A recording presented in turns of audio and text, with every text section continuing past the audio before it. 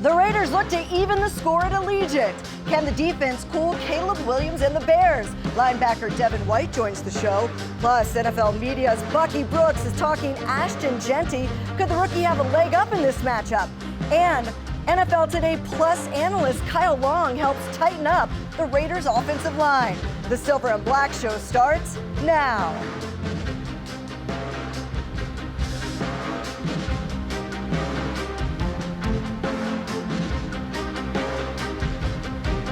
Welcome into the Silver and Black Show. I'm Amber Theoharis. 2-2 is a heck of a lot different than 1-3, and that's exactly where the Raiders need to be after this weekend. But they'll have to slow down a Bears team that's probably feeling itself a bit after knocking off the Cowboys. So who will improve to 2-2? Let's get the opinion of our first guest, our good friend, Bucky Brooks of Raiders.com and NFL Media. Bucky, I know you've been writing over on Raiders.com a great article on Ashton Jeanty. Tell us what we're going to see in that article. So a lot of the buzz around the national media had been what's going on with Ashton Jeanty, 6th overall pick. The production doesn't necessarily look like you would expect someone who is hailed as a generational talent. And so I wanted to dig in the tape and kind of figure out what was going on. And as the article outlines, it's a combination of factors that have limited his impact. Offensive line hasn't been great at the point of attack. You think about someone who has 145 yards after contact, but only 144 rushing yards. That right there tell you he's ducking and dodging defenders in the backfield. The supporting cast around him hasn't consistently played well enough to draw enough attention to force defensive coordinators to back off, lighten the box, and give him more running lanes. And then the last piece would be he's a workhorse. This is a guy who, look, he made his living at Boise State, touching the ball a ton, at least 20 or more carries when you think about consistency throughout his career. He hasn't been afforded those same opportunities with the Raiders. And as you have a young player, new regime, everyone is trying to figure out who they are and what they are. I trust that eventually Pete Carroll's going to get back to what he's always done, which is find a bell cow running back to hang his hat on. Ashton Jeanty will eventually find his way out of this slump. I'm still optimistic that he's going to be the special player that we thought he would be when he was selected 6th overall by the Raiders. Yeah, I did think it was interesting. Chip Kelly, mentioning load management. He was kind of using an NBA analogy with him and Brock Bowers. What was the thoughts when you heard that? And I understand some of that, right? It's a long season, 17-game season. These guys are just coming out of college. You understand that they're two of your best players, if not the two focal points of the offense. So you want to make sure that you don't overuse them early. But at the same time, you want to make sure that you give them enough opportunity to impact the game. And when you're a Raiders team that is kind of trying to find their way in a division that, let's be real, the Kansas City Chiefs have stumbled out the gate. The division is up for grabs. It's winnable when you just look at the Raiders and those things. Sometimes you would like to see him get more touches. I understand load management and wanting him to be available at the end, but it's that fine line where you give him enough without overworking him. I think we want to get to that sweet spot. Also, too, how much is Brock Bowers? I mean, you have to think every defensive coordinator that goes up against the Raiders, you're going to circle Brock Bowers and then the run game. Those are the two things that you need to look out for first. How much has Brock Bowers being banged up and not 100% affected a defense's ability to then really focus on stopping the run? Oh, I mean, it's huge, right? I mean, when you go into the offseason and you start from a defensive standpoint, figuring out how do we stop the Raiders? Who are the guys of interest? Who do we need to know? Well, Brock Bowers is public enemy number one. Ashton Jeanty would be the second part of that. So when Brock Bowers is not available to do all the things that he did last year, when he kind of set the league on fire, it does change the way that you have to do business on offense because he's not available to not only command a double team, but defeat double teams and those things. Now you have to kind of spread the ball around. You don't get the same favorable looks that maybe you would get in the running game because they're not as worried about him and those things. As Chip Kelly gets comfortable, because remember, it's a new offensive coordinator adapting to the personnel, trying to figure out what's best for the personnel while also working around some of the challenges on the offensive line, also trying to figure out how to integrate and incorporate Geno Smith into the vision of the offense. All those things are at play. And that's why you preach patience to Raiders fans when it comes to what this offense looks like. It will continue to evolve. And hopefully by the midpoint of the season, they understand exactly who they are, how they need to play, and what is the game plan each week to allow them to be successful. I can't take listening to the national media say Ashton Genty's a bust or he doesn't have it. It's 3 games in the NFL. I mean, I think it's absolutely ridiculous. You mentioned the O-line, though. It's clear they need to play better. We don't know if JPJ will be fully healthy. Carroll's not going to move him to center, he said, for now. They're going to keep him at guard. How do you improve an offensive line? I know Pete Carroll said, we've got the guys we've got, which means like nobody's coming to save us. We've got to get better. How does an offensive line improve when you can't just go get a free agent and bring them in? A lot of it is what Pete Carroll loves, and that's through practice. The offensive line is unique because it takes 5 guys to operate as one, and that takes time on task, repetition to develop the chemistry and continuity that you need to be successful. The other part of it is understanding who you have and what are the things that we can do to best maximize their individual and collective talents. That might mean a slight scheme change. Like maybe we go from running outside zone to maybe this is a gap, a pin and pull team. Whatever those adjustments are, trust. Chip Kelly, Pete Carroll, they've been around this game and had a lot of success in this game enough to know we will eventually fix it. But yeah, a lot of it is what they're doing in practice and then what they're doing in the meeting rooms to make sure that the X's and O's maximize the talents of the Jimmys and Joes. Pete Carroll has turned a lot of different organizations around throughout his career. He does very well in the face of adversity. So when you are looking at this game against the Bears, what is kind of the number one thing early on in this game that you'll be looking for to say, okay, that's an adjustment. I can tell Pete that was a pivot for him. What will you be looking for? Well, the first thing, normally when you lose, and if you lose a couple games, what you want to do is you want to scale it down. You want to simplify it because you want your players to play fast. So it's not about tricking it up. It's about more making sure that my guys know exactly what to do and how to play it versus everything so they can go play free of clutter and those things. That has always been a hallmark of Pete Carroll team. So from a defensive standpoint, hey, let's get the 2 or 3 best calls that we can play well, and make sure that we're playing fast against the Bears offense that wants to do a lot of tricks and gadgets and fun stuff to keep the pizzazz that the head coach prefers.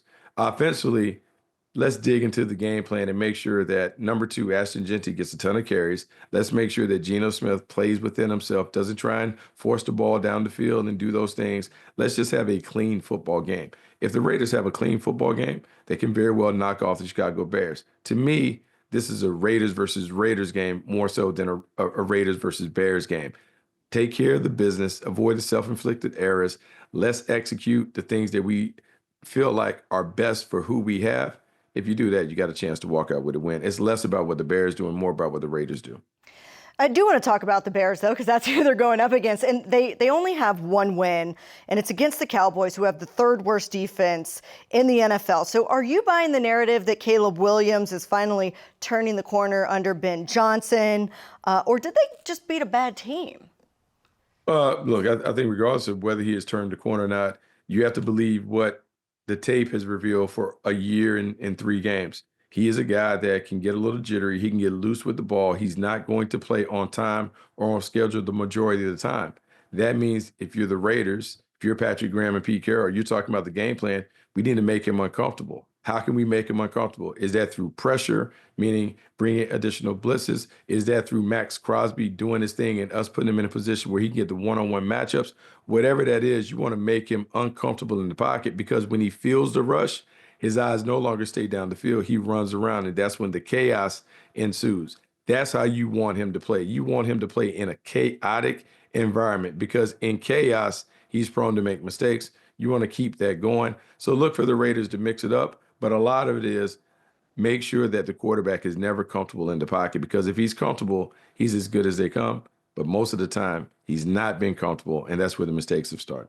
Look, it's no doubt Patrick Graham wants to get the pass rush going with the talent, especially that he has, everything from the veteran linebackers to the defensive ends that he has out there. Who needs to step up on the Raiders defense to get to Williams? Because when you look at the tape, Max Crosby is all over the place. Somebody else needs to also do something. Who do you see as that person that really has that potential?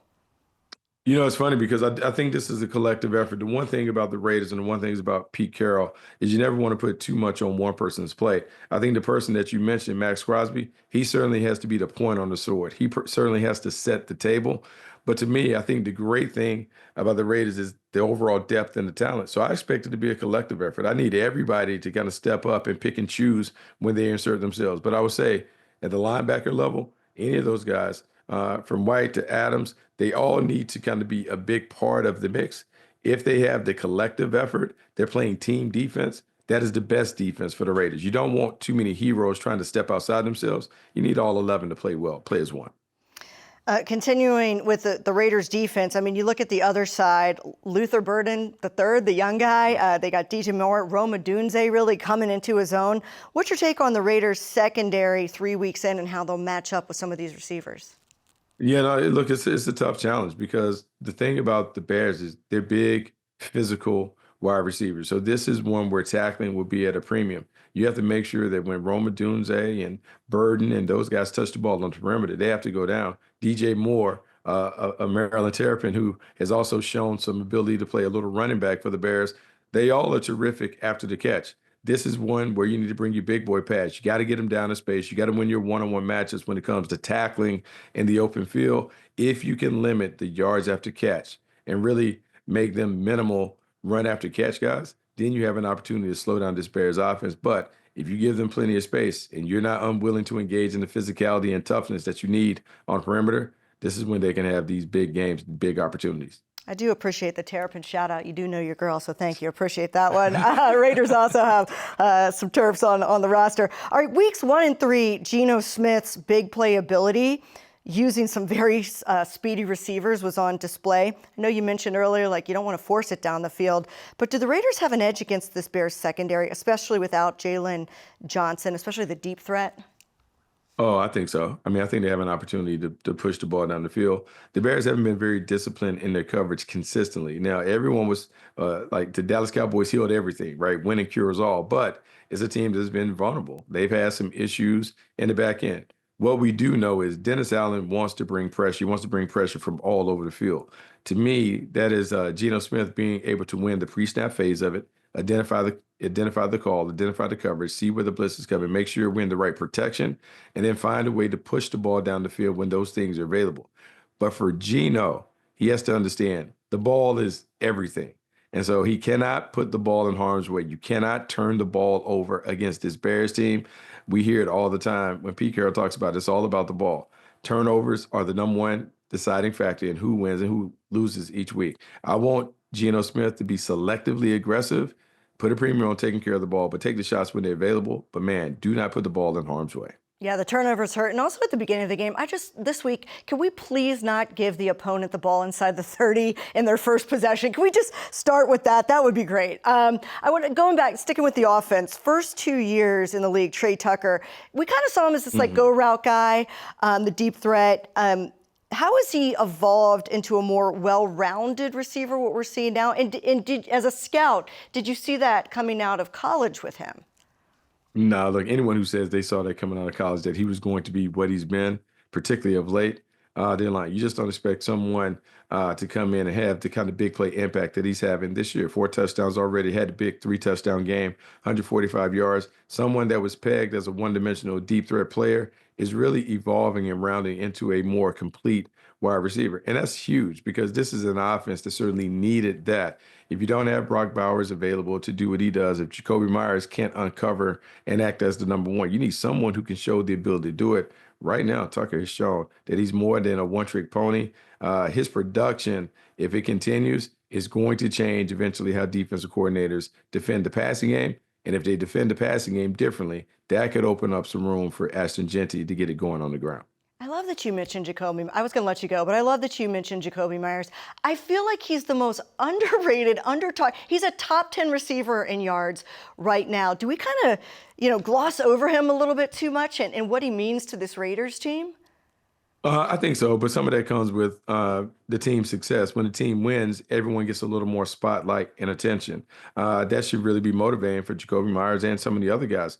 The more the team wins, the more the individual credit and accolade comes. But I would say this, he is someone who has made himself into being an upper echelon receiver. To think about at one point, this is a guy that was a quarterback who has become a good wide receiver, who's become really a great receiver for the Raiders. Hats off to him for really putting in the work on the practice field, but more importantly, putting up the performance and the production in games where you legitimately can consider him a number one receiver for the Silver and Black. Yeah, just had to give him a little love there. Give me a bold prediction. We always like to ask you. Give me any prediction for this game. Oh, I think the Raiders get back on track with a win. That's the bold prediction. They get a dub this week, and they get a dub with Ashton Jeanty also going over 100 yards. Bucky, before I let you go, Las Vegas is hosting its inaugural HBCU Classic. Everybody here is excited. I know you cover HBCUs. What is the significance of an event like this featuring Jackson State, Grambling State? I mean, what a rivalry. So there's so many things that are of significance to this. Like anyone who has been a part of the Silver and Black understands the legacy that the Raiders have with HBCUs. You think about some of the greatest players that have played there. Think about Willie Brown, who did it at Grambling and being able to get it done. So it's great that they are playing in the building and playing against Jackson State. From the HBCU landscape, these are two brand name schools, two schools with storied traditions, two schools that really have it going. T.C. Taylor's done a great job of picking up the baton from Deion Sanders and taking Jackson State to another level. You have Mickey Joseph trying to get Grambling back up and running, but two proud traditions, two fan bases that travel. Should be a great opportunity to see some terrific HBCU football. I'm really excited that the Raiders are part of it. Bucky Brooks, always good to hang out with you, talk a little football. Thanks for being here. Thanks for having me. Former NFL guard Kyle Long gives his thoughts coming up next on how to spark this Raiders offense. Next. This fall, history hits the Strip. It's the first annual Las Vegas HBCU Classic. Saturday, October 25th at the iconic Allegiant Stadium. Grambling State University goes head-to-head with Jackson State University on the football field. But it's more than a game.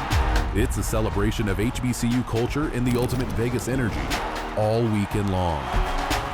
Get your tickets now at Ticketmaster.com and be part of history in the making.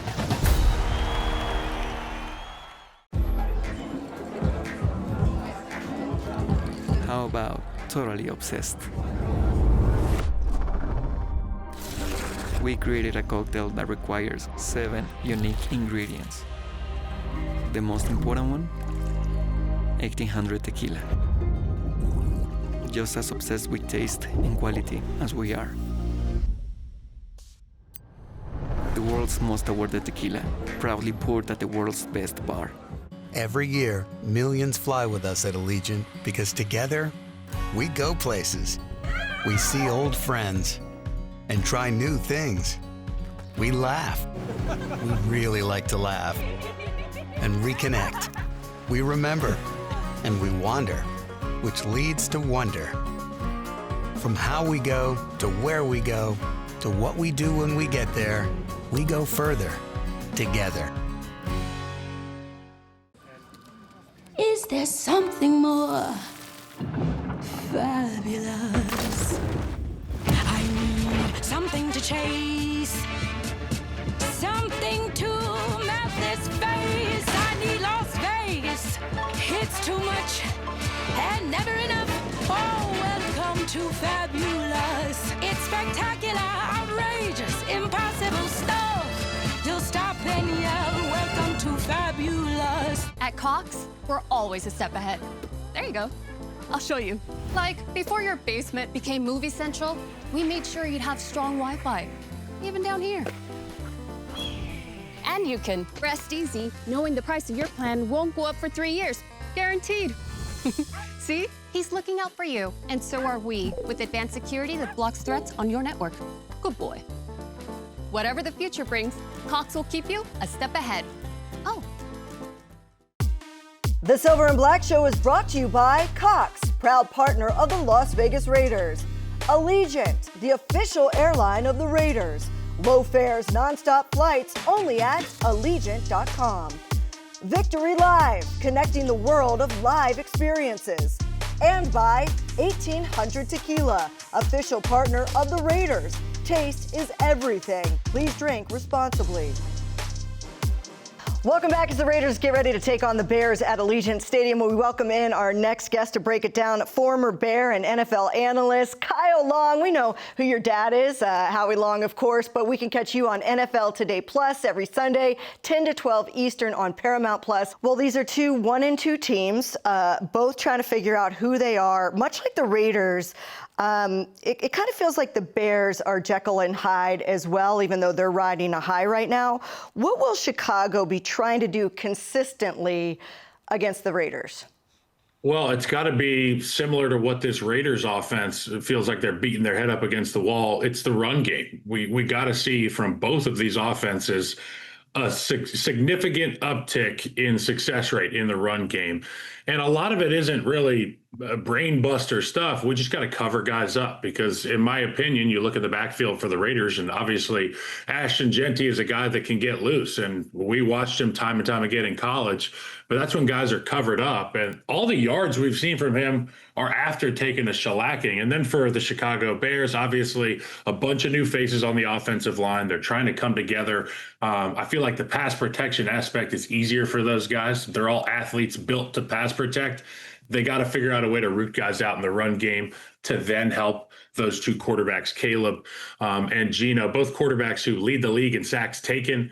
They've been put in disadvantageous situations offensively, and we've seen the downhill effects from those things. You're right. There's a lot of similarities. You mentioned Caleb Williams. We all know that he is a mobile guy. He can hurt you outside of the pocket if he has to. The Raiders, though, have really been gashed by mobile quarterbacks. Justin Herbert, last week, Marcus Mariota. Considering who plays edge in the defensive line, Max Crosby out there, do you expect this to tighten up that perimeter kind of defense against the run, setting the edge? Whether it's run or pass, I'll give some advice to second-level defenders. Okay, I'm talking about linebackers. I'm talking about nickels who are in the box. When you're playing behind a guy like Max Crosby, and I was watching this a couple weeks ago when Justin Herbert broke contain on Chris Jones. There was no linebacker there to have contain, and the Chargers beat the Chiefs. Same advice I'd give those guys. Whichever direction Max goes, inside or outside, you have to adjust off of that because he's going to be in the Hall of Fame and he's going to make more plays than you are. So cover his ass a little bit. When he goes inside, I need to see somebody scrape to get that edge tightened up. And you're right, Caleb Williams will make you pay. There's nothing more fun than watching this young guy get out of the flow of a normal play and make things happen. And the connection he's had with Roma Dunze, it has to be mentioned because the chemistry is huge. And we saw last year, whoever was at quarterback for the Raiders, they found chemistry with Brock Bowers. I know he's dinged up. We got to find, I know Raiders fans want to see more Brock Bowers, and they definitely want to see more out of the first round pick at running back. That's for sure. Look, we kind of heard the term, it gets late early. It's kind of a football term regarding the schedule. Yeah, it's only week 4, but both teams are trying to get back to 500. I looked this up. You were on 4 teams that started 1-3. It got late.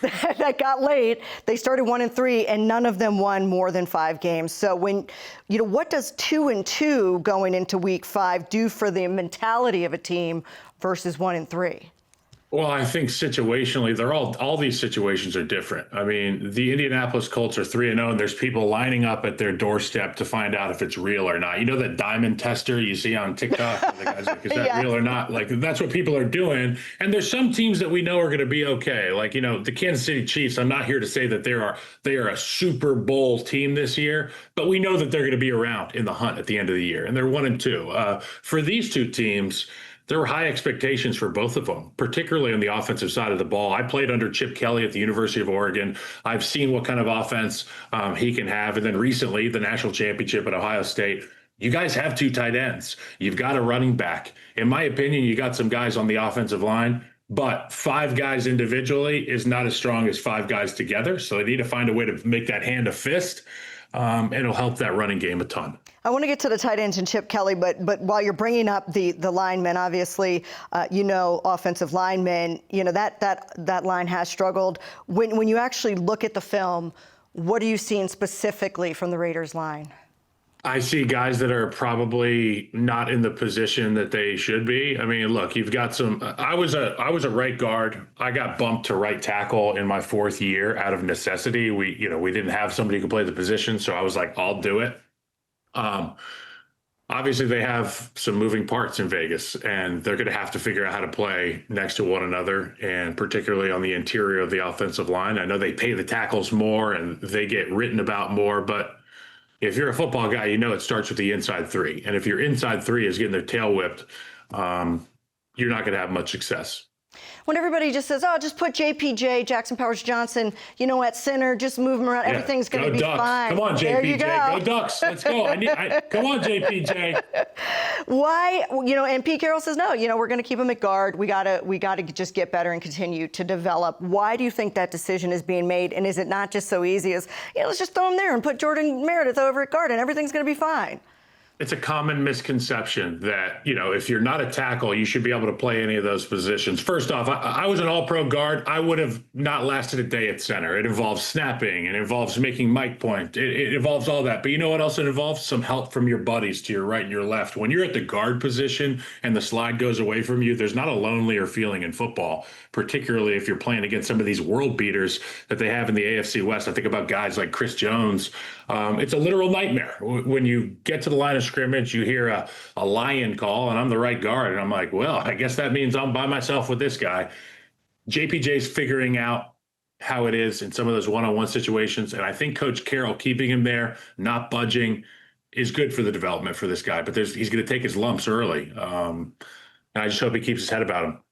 You keep talking about Ashton Jeanty. Everybody wants to see him break out, and they're going up against Bears defense that gives up 140 rushing yards per game. Could this be a game where he finally breaks out? And I want to ask you even more detailed question because you know Chip Kelly so well. There's a lot of talk about the play calling. Should they not be in shotgun as much? Like, should they change the formation? Like, what do you think it will take, and what do you think's going through Chip Kelly's head, knowing him, to get Ashton going? Chip Kelly, I'll tell you what's going through Chip Kelly's head. He's got the laser pointer at the screen. He says, if we block this guy, Ashton Jeanty's going to hit his head on the goalpost. I'm not here to correct Chip Kelly. What I'm here to do is, let's redirect this he doesn't have it conversation to who's got who in the run game. And I feel like it's a lot more vanilla, a lot more one-on-one than people can understand. It's simple. Block people and you're running back. Most of these plays are designed to have one free runner, usually a little guy, a corner, and we expect the running back to make the corner miss. Or if it's a safety, we expect him to make the safety miss. But if he never gets to that safety and he's getting hit in the backfield at the line of scrimmage, it's no bueno. Yeah, if you have 144 rushing yards on the year and 145 yards or yards after contact, that's a problem. You can't get hit that much. Yeah, that's a crazy stat when you hear that. You mentioned Geno Smith, Caleb Williams, both guys that have been sacked quite a bit, but 5 times for Geno Smith against Washington. The Bears really haven't flashed a lot in the pass rush. What are you looking for in the matchup? Well, I hate to go back to the interior of the offensive line for the Raiders, but a guy for the Chicago Bears who has been on the uptick is Gervon Dexter, senior interior defensive lineman. He can line up really anywhere, but he's going to get his opportunities one-on-one. They got to stop the run to get to the money down, to get to those pass rush downs, but I like his chances. He's a player to keep your eye on. You talked about Chip Kelly. They have 2 tight ends. We don't actually know if Michael Mayer is going to play because he had the concussion. Do you think he sticks, though, regardless, Chip Kelly, with 12 personnel? And what do you know about Ian Thomas, the third-string guy, that if Michael can't go, he's going to be the one in. He's going to be the second tight end.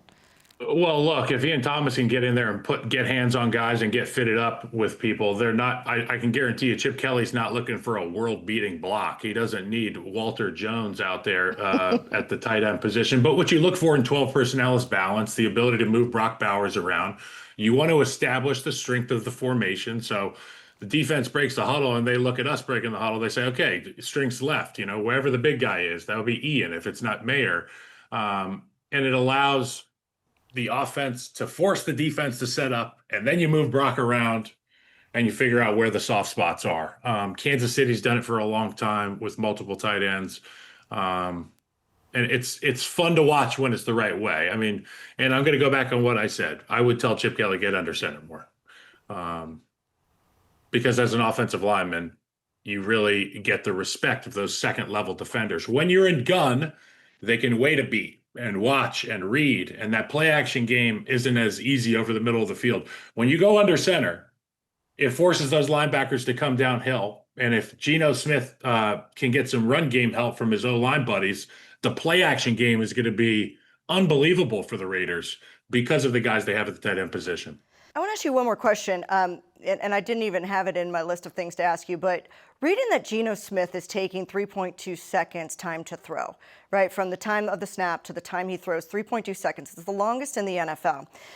Is that difficult on the offensive line? Is it the offensive line's fault? Is it, explain it to me, and do you think the answer is a little bit more quick release, especially knowing Tom Brady, who was the guy that was known as the quickest, one-step throw, in the NFL when he was playing is an owner here?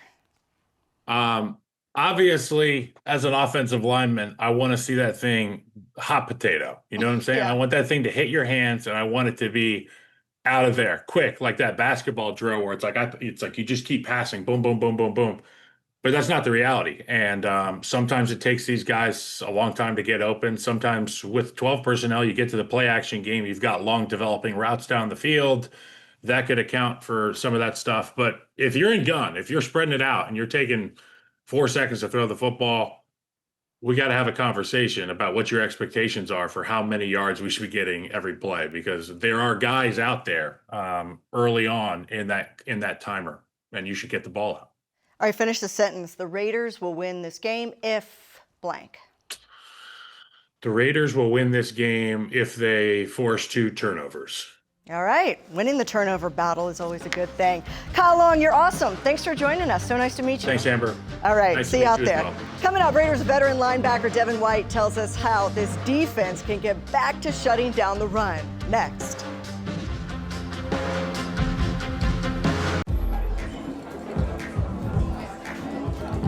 How about totally obsessed? We created a cocktail that requires 7 unique ingredients. The most important one? 1800 tequila. Just as obsessed with taste and quality as we are. The world's most awarded tequila, proudly poured at the world's best bar. Is there something more fabulous? I need something to chase, something to melt this face. I need Las Vegas. It's too much and never enough. Oh, welcome to fabulous. It's spectacular, outrageous, impossible stuff. You'll stop and yell, welcome to fabulous. At Cox, we're always a step ahead. There you go. I'll show you. Like, before your basement became Movie Central, we made sure you'd have strong Wi-Fi, even down here. And you can rest easy knowing the price of your plan won't go up for 3 years. Guaranteed. See? He's looking out for you, and so are we, with advanced security that blocks threats on your network. Good boy. Whatever the future brings, Cox will keep you a step ahead. Oh. Every year, millions fly with us at Allegiant because together, we go places. We see old friends and try new things. We laugh. We really like to laugh. And reconnect. We remember. And we wander, which leads to wonder. From how we go to where we go to what we do when we get there, we go further together.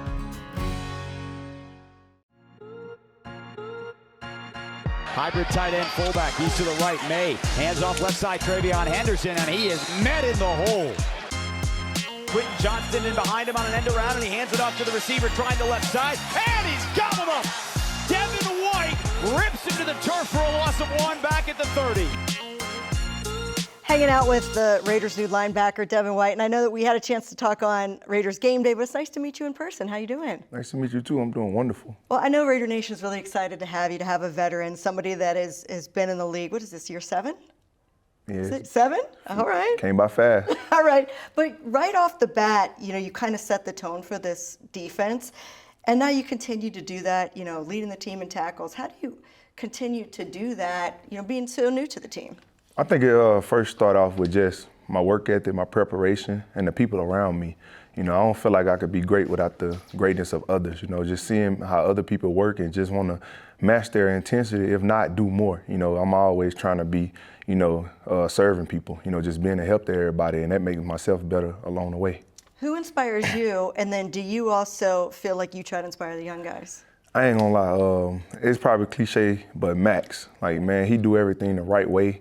When it's being here early, consistently, working hard, the way he keep his body right, you know, after practice and stuff. And it just make you want to just get on that level, you know what I'm saying, of just being consistent. But I also try to pour into other people, you know, many young guys on this team, you know, because I know they're watching as well. So I try to be a little loud with my preparation and bring somebody along. So you're a little bit more of a vocal leader. Some guys are example guys, but you're like, I'm not afraid to say something. Most definitely, because, you know, playing on a team, you know, we need everybody to, you know, get the job done. So I just want to make everybody feel good. I just want everybody to feel like a brother and they can trust me and you know, vice versa. So I always making sure that, you know, I'm verbal communication with everybody just to let them know that, like, you know, they can depend on me.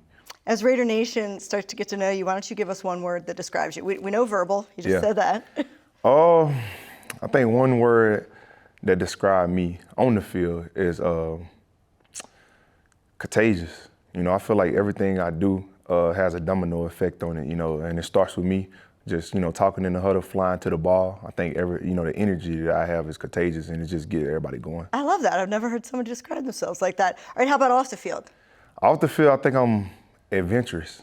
You know, I do a lot of things. Obviously, everybody know about the horses and stuff, but just an outdoors person, just always going, always trying new things, always trying to do things on my own, just to push myself and just see what my limits are in life. Because, I mean, it's fun. You know, you might mess up, but at the end of the day, you can learn from everything that you do, you know, good or bad. And if you do something good, you can find ways to even better and do it faster, or, you know, do it at a, you know, just a more productive rate. You do something bad, obviously go back to the drawing board and, you know, try to fix it, you know, or lean on other people for help and see how they did it. So I think that's the word to describe me. What is the most adventurous thing that you've done where you're like, okay, it's a little bit out on a limb?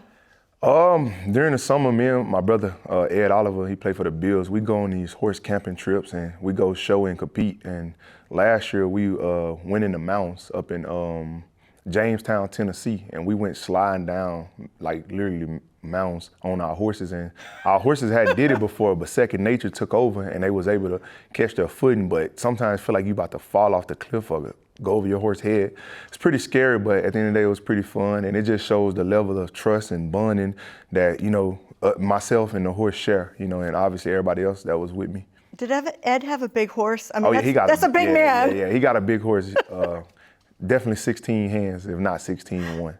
I would imagine. But the thing that people don't know, no matter how big or small a horse is, if it carries that person every day, then it accustoms to that person's body. Really? So if he ride a smaller horse, or just say for instance, I got a smaller horse and I ride it so much that if you get on there, it still feel like it weigh the same, like far as the person on his back. So it kind of gets used to its owner / rider. It used to it get used to whoever's carrying it.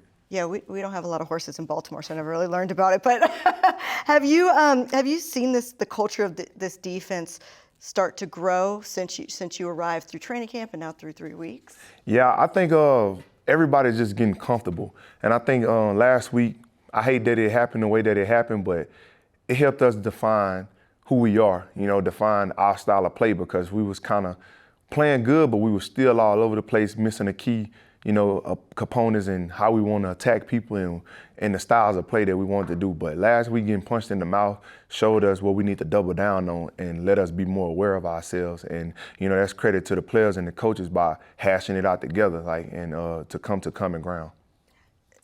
Going into last week, you guys had done pretty well against the run, especially against running backs.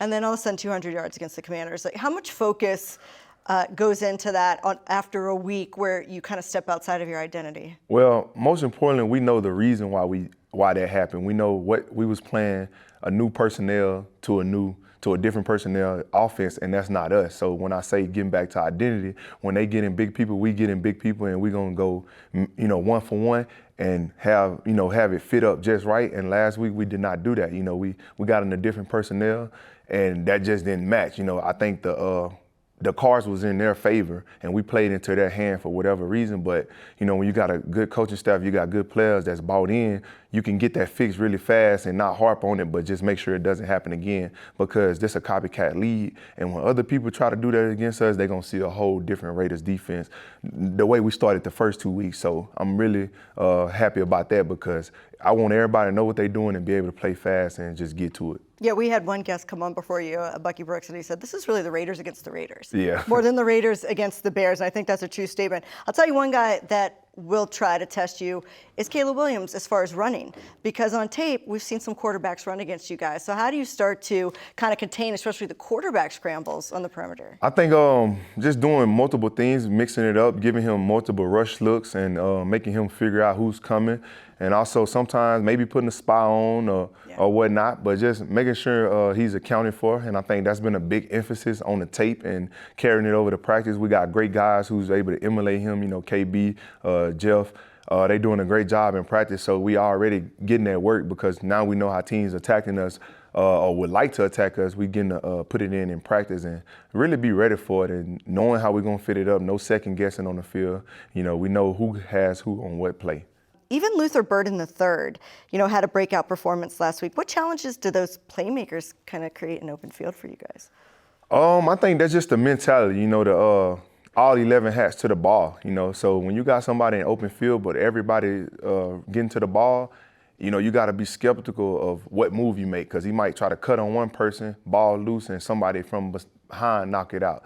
So I think, you know, just putting that on tape and just executing that, just let alone just kind of eliminate some of those open field big plays by playmakers, because he know, like, man, these guys running. And I think we put that on tape a lot of times when it's been screens or it's just been runs that's been breaking away, you know, where it's 5-10 yards and everybody hunting to that ball, even the D-line. So, you know, we do accountability thing where we come in and you grade yourself on the play and see, is that the way you want to be, you know, viewed as, and are you letting your brother down, or are you, you know, a part of this culture that we build? And I think people really take onus to that, you know, and they trying to get to the ball and they trying to do it very consistently. Is there a scale? Or are you like, I was like a 5 on that play? Yeah, it's definitely a scale out of 1 through 10, or really a thumbs up, thumbs down. Yeah. Like, it's either you giving effort or you not.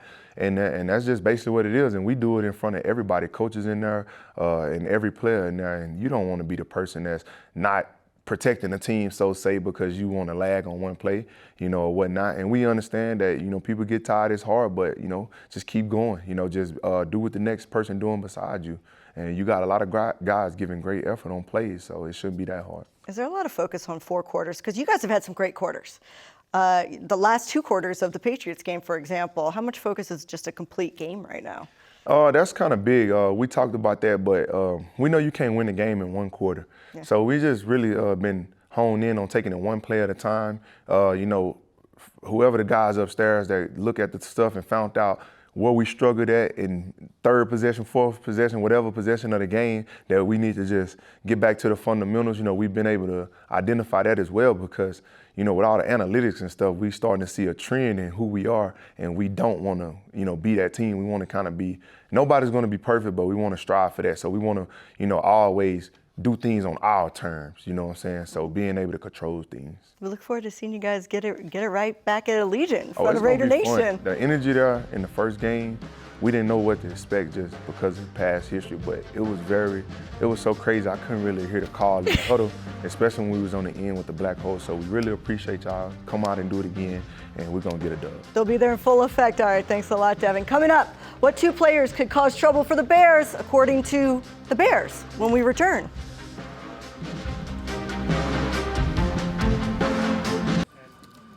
Is there something more fabulous? I need something to chase, something to melt this face. I need Las Vegas. It's too much and never enough. Oh, welcome to fabulous. It's spectacular, outrageous, impossible stuff. You'll stop and yell, welcome to fabulous. At Cox, we're always a step ahead. There you go. I'll show you.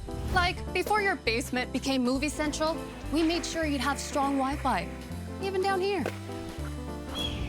And you can rest easy knowing the price of your plan won't go up for 3 years, guaranteed. See? He's looking out for you, and so are we, with advanced security that blocks threats on your network. Good boy. Whatever the future brings, Cox will keep you a step ahead. Oh.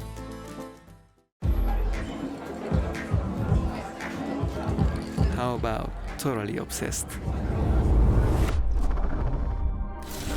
We created a cocktail that requires 7 unique ingredients. The most important one, 1800 tequila. Just as obsessed with taste and quality as we are. The world's most awarded tequila, proudly poured at the world's best bar. Every year, millions fly with us at Allegiant because together, we go places. We see old friends and try new things. We laugh. We really like to laugh. And reconnect. We remember. And we wander, which leads to wonder. From how we go to where we go to what we do when we get there, we go further together. Welcome, Raider Nation. We're going to break down these Bears because we have them this week coming up. Ben Johnson's first W of the season, but the guy we have to worry about is Caleb Williams, their young all-star quarterback. Here, this is week 1. We're going to go back, get a little motion here so Caleb can see kind of what the defense is in. Obviously, they're in man-to-man. We're going to stop it here. You know what? He's at the top of his drop. Someone should be coming open right now. But again, the timing a little off early in the season. So what we have to do, we have to find a way to make a play. Well, look at this. Outside the pocket and right to the end zone. It's a race to the pylon for Caleb. It's easy pickings because the edge wasn't set. We always got to set the edge in our defense, so that's what we have to really worry about. And from Caleb's standpoint, here's what he's saying. All right, I know you guys are in man-to-man. I know safety having little problems here. I'm going to drop back, and I should be able to deliver the ball now, but no. Oh, man, I got to get out the pocket. What? Look at that.